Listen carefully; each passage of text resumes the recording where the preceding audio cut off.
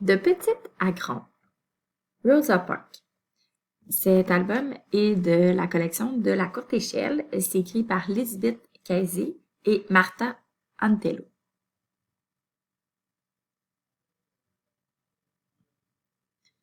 Rosa a grandi en Alabama aux États-Unis avec sa mère, son frère et ses grands-parents. Elle était toute petite, mais très brave. Elle s'efforçait toujours de faire ce qui était juste. Quand Rosa était enfant, ses grands-parents lui racontaient des histoires du temps de l'esclavage. À cette époque, les personnes noires ne pouvaient pas vivre librement comme les autres. L'esclavage était chose du passé, mais la vie restait difficile pour Rosa et sa famille. Les Noirs étaient très maltraités. On prétendait qu'ils n'étaient pas égaux aux Blancs. Chaque jour, Rosa regardait passer l'autobus qui conduisait les enfants blancs à leur grande école. Il ne s'arrêtait pas pour elle. Rosa devait faire un long trajet à pied pour se rendre à la minuscule école où s'entassaient tous les enfants noirs.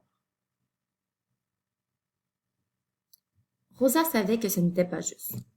Elle savait qu'elle était une personne normale qui avait autant de valeur que n'importe qui, quelle que soit sa couleur. Souvent, elle devait s'assurer que les autres le savaient aussi. Devenue adulte, Rosa a trouvé un emploi en ville. Elle n'avait alors pas le droit de passer par les mêmes portes, ni d'utiliser les mêmes ascenseurs, toilettes ou fontaines que les personnes blanches. Elle pouvait prendre l'autobus à condition de s'asseoir sur les bancs du fond.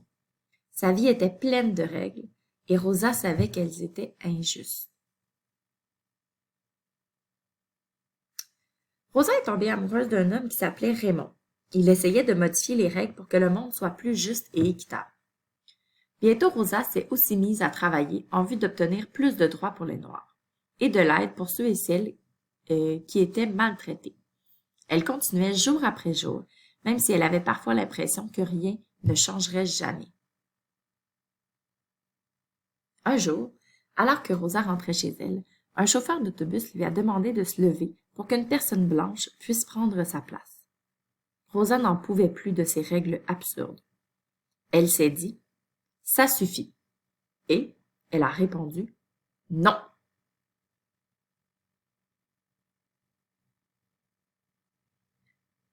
On conduisit Rosa en prison.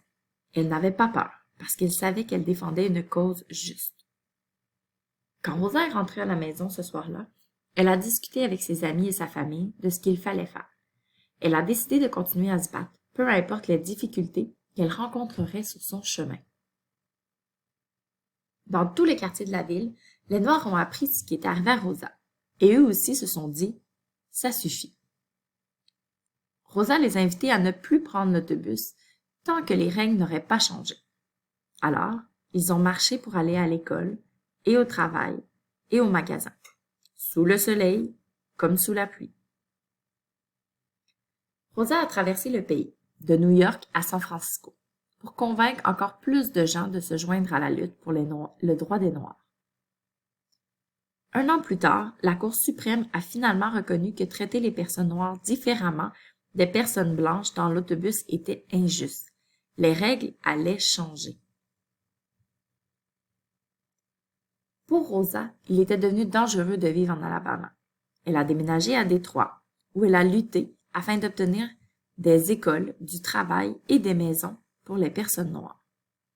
Elle s'est battue pour le droit de vote des femmes et le droit des prisonniers. Des années ont passé. Rosa a vieilli. On lui a décerné des prix et on l'a qualifiée d'héroïne. Mais elle savait qui elle était. Une personne normale qui avait autant de valeur que n'importe qui. Et elle savait qu'elle avait encore du travail à accomplir. C'est la fin de l'histoire. Donc, l'histoire de Rosa Parks est une histoire vraie. Donc, une histoire Rosa Parks est née en 1913. Donc, l'histoire, elle est bien faite. Mais pour te faire un petit résumé, en fait, c'est que Rosa, dans le fond, elle n'avait pas terminé son école secondaire parce qu'à l'époque, c'était difficile pour les Noirs d'aller à l'école. Quand elle a rencontré son mari, il l'a encouragée à aller terminer ses études et à cette époque-là, seulement 7% des Noirs pouvaient étudier assez longtemps pour avoir leur diplôme. Donc, c'était quand même très rare pour les Noirs d'avoir un diplôme, d'obtenir un diplôme. L'incident de l'autobus, en fait, ça a créé un boycottage. Donc, pendant 381 jours, donc plus qu'une année, les Noirs ont arrêté de prendre l'autobus. Donc, ont arrêté aussi de payer les frais d'autobus. Et ça a pris plus qu'un an, mais ça en a valu la peine parce qu'en 1956 est devenu, on a aboli la loi sur le racisme. Donc, on a évité, enlever ces règles-là, si on veut. Donc, ce que Rosa demandait, son discours, ça a toujours été « faites ce qui est juste ». Quand elle est décédée, il y avait plus de 60 000 personnes qui sont venues lui rendre hommage lors des funérailles. Donc, quand même, on voit l'influence qu'elle a eue sur la vie, en fait, des personnes de couleur noire. Donc, c'est une très belle histoire. Maintenant, tu peux passer aux questions. Merci.